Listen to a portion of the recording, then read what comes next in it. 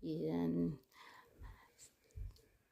Ang gift sa akin ng aking model, si Ma'am Ellen. Yan. Yan ang regalo niya sa akin, guys. Salamat, Ma'am Ellen. And made in Italy, guys, ha. Yan. Bag.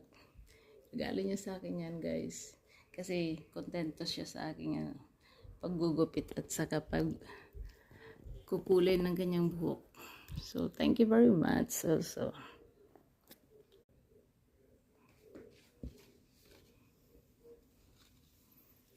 Thank you to Sis Ellen.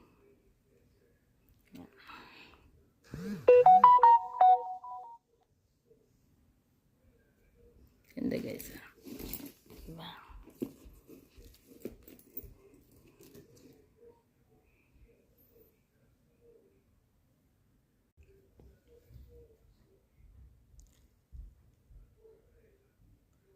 Salamat din.